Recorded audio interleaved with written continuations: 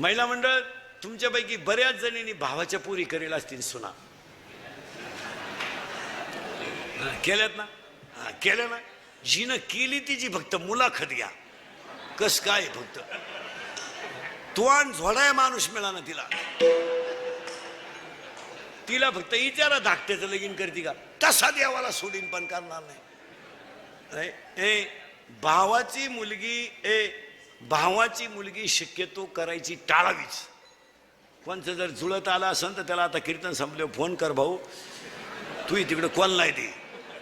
नाही चालत महाराज. काही झालं तर महिला म्हणलं काही झालं तर महिला म्हणलं तो तिचा बाप आहे, आपला भाऊ आहे. असं कसं नाथ प्रेमाने तुटणार? उद्या मुलीचं सासूचं भांडण झालं, भाऊ मुलीचीच बाजू घेणार. तो डायरेक्ट म्हणतो गुड्डीचा काय दोष नाही, आपल्या बहिणीच्या डोक्यात वयामानानं फरक झाला. हे तर गुड्डी खासे, गुड्डीची नाही अडचण, पण माई गुड्डीच तिला नीट करीन यालाही गॅरंटी आहे.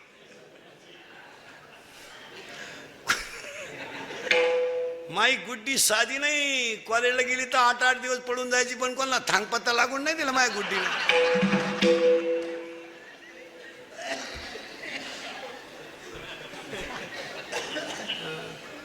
हे असे ते नाही जमत. ते इथून पुढे रक्ताचे नाथे बिथे काही राहिलं नाही महाराज. काय जे भाऊबंद, आता भाऊबंद तर मेलेच सगळ्यांचे, तुमचे माझे, आणि मेले तेच बरं झालं. भाऊबंद ते इतके नालायक तुमचे माझे, जिवंतपणी नीट जगून देती नाही, मेल्यावर त्यांच्याशिवाय जाता येत नाही. खांदा मग जुने लोक घरचेच 5 पोरं का होऊन द्यायचे? कोणाला राम राम आपलीच टोळी. मग आता काय महाराज, आता फक्त खरेची आई मेली, लोक फक्त कडक कपडे घालून निंडत्यात. खांदेकरी व्हायला माणसं न राहिले महाराज. भाऊबंद कपडे काढत नाही ना, आला 2 बटणं काढतो बायको पाहतो, तिने असे तू काढू. शेवटी महाराज आता प्रेत न्यायला रथ आल्याची पाळी आली. रथ आता प्रेत रथ बनवलाय, वाडा मिळाला, भाऊबंद वारले. काय असं काय राहिलंय? तुम्हाला इंदुरीकरला काय हलकट म्हणायचे ते हलकट म्हणा, पण ते खरंच आहे. 10 वर्षापूर्वी मुलीचं लग्नाला मुलाला मुलगी पाहिजे, फोन नव्हते. आश्वीच्या बाजारात जर निरोप दिला तर पाहुणा गुरुवारी येत होता साखरपुड्याला. 100 पाहुणे पोरगी पाहायला. आता 2 माणसं जातात पोरगी पाहायला, पोराची आईन पोराचा बाप. वाडा मिळाला, भाऊबंद वारली. वरून पोराची आई म्हणती आम्ही आलतो, कोणाला म्हणू नका बरं, नाही तर भोंग्या होईल. पुरीचा बाप म्हणला तुम्ही सुद्धा म्हणू नका, ती पळून गेली, ती कालच आली सापडून, नाही तर अजून तमाशा होईल. काय नाही रे महाराज, 700 वर्षापूर्वीचा अभंग आहे, आजचा नाही. हा अभंग कधीचा आहे? 700 वर्षापूर्वीचा. ऐका कलीचे महिमान, असत्य शिरिजले जन, पापा देते अनुमोदन. गाथ्यामध्ये 31 कडव्याचा अभंग आहे. 31 गाथ्यामध्ये 2 अभंग मोठाले आहेत. एक अभंग 31 कडव्याचा आहे आणि एक अभंग 101 कडव्याचा आहे. पांडुरंगा करू प्रथम नमन 101 कडवे, आणि ऐका कलीचे महिमान 31 कडवे. एकदा उचका. जे 2019ला घडत आहे ते 700 वर्षापूर्वी लिहून तुला. असत्य शिरीजले जन, मग कधी मारावं घ्या लिहून. माणसाचा मृत्यू दिवसा झालेला असावा. आता पटापटा सांगतो. शुक्ल पक्ष असावं, असं बोगत चालत नाही. माणसाचा मृत्यू दिवसा झालेला असावा, शुक्ल पक्ष असावं, उत्तरायण असावं. आता 22 तारखेपासून उत्तरायण लागणार आहे. आता सध्या दक्षिणायन अजून 15 दिवस. आता 22-12ला उत्तरायण लागेल. इथून पुढं मारणाऱ्यांची संख्या कमी. या महिन्यात नाही मरतील लोक, पुढच्या महिन्यात. हे मागचेच सपाटे नाहीच दिवाळी खाऊन देते. हा, माणसाचा मृत्यू दिवसा झालेला असावा, शुक्ल पक्ष असावं, उत्तरायण असावं, मरताना इंद्रिय टवटवीत असावा, शरीराचं तापमान समान असावं, आणि माणसाचा जठराग्नी प्रदीप्त असावा. असं बोगसगिरी चालत नाही. उद्या तुम्ही म्हणाले वाचायचं कुठं? अध्याय नंबर 8 श्लोक नंबर 24 त्याच्यावरच्या वाव्या. मग एकानं मला कीर्तनात उभं राहून विचारलं, जर या 6 अटीत माणूस मरतो तो जर योग्य आहे तर हे मधीच मरतात यांचं काय? हे गाथ्यात नाही, ज्याचं त्याचं प्रारब्ध आहे. तुम्ही म्हणाल याला काही पुरावा आहे का? एकच आई जगात अशी झाली, एकच आई का तिनं 8 मुलांना जन्म दिला. 8, पण एकही मुलगा स्वतःच्या स्तनाला लागलं नाही. आणि एक 6 पोरं 1.5 तासाच्या पुढे जगली नाहीत.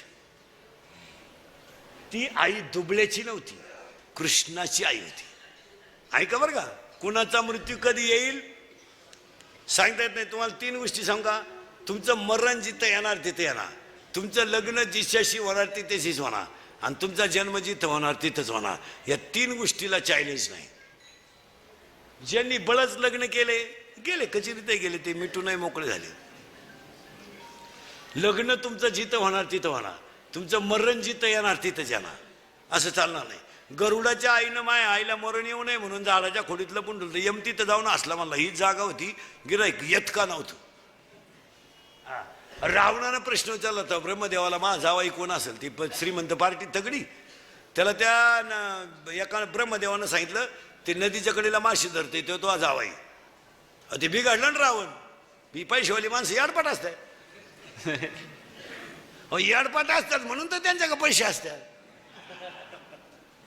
आणि त्यांना लगेच 2-4 कार्यकर्त्यांना सांगितलं, हे बाई क्वार्टरला पैसे घ्या, नळ्या नळ्या खा, गाणं बिणं ऐका, त्याचा गेम करा.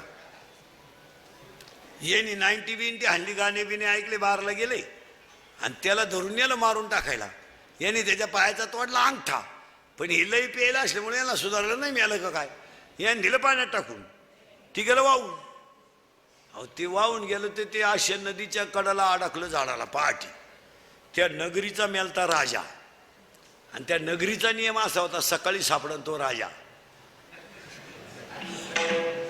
हे दिवस उगताच दिसलं ना, झालं ना राजा. त्यानंच पोर केली बायको रावणाची. मग रावणानं जावाई बोलावला धोंड्यात आणि म्हणला, माई पोरगी माशी धरणारा जाणार होती, मी राजाला दिली, तुम्हाला वावळात पडणं करून तोचे मी हबाय तुझ्या कार्यकर्त्यांचा पराक्रम. हो, मग हे गाथ्यात मृत्यू नाही. जगामध्ये 6 मुलं जन्माला आईला आलीत, पण स्तनातलं दूध पिले नाही. हे कुणाचं मरण? आता हे बाकीचे जे मरण नाही, फाशी घेणं, ॲक्सिडेंट होणं, औषध पिणं, हा बावळातपणा आहे. आपल्याला माहिती आहे ना, आपण सोडून लाईट गेली, मग खग्यात बोट घालायची काय गरज? बावळा. आणि ॲक्सिडेंटचं जे प्रमाण आहे ना मरण्याचं, हे म्हाताऱ्या माणसांचं कमी आहे. तुम्ही अभ्यास कर. लोक नुसते बोगस म्हणते लय माणसं ॲक्सिडेंट मरण. ॲक्सिडेंट मध्ये मरणारे अवलादी 18 ते 30 आहेत जास्त. आणि ह्या अवलादी गाड्यांखाली का त्या जायलाच पाहिजे. तिथंशी गावाला अडचणच आहे ना. मग ह्या अवलादी का मारतात? याला 2 कारण आहे. स्पीड मापत नाही आणि चालवणारा नील नाही. 4-4 पोरं वोखंडी घेऊन गाडीवर चालायचं आणि त्याच क्वाटरी पिऊन चालायचं. देवाने तुम्हाला का ठेवावं? आणि हे मोटरसायकलवर हे तरुण कार्टे जर मेले ना, हे जाळले सुद्धा नाही पाहिजे महाराज. वड्या बिड्याला फेकून द्या, काय शिमेव मेलेत काय?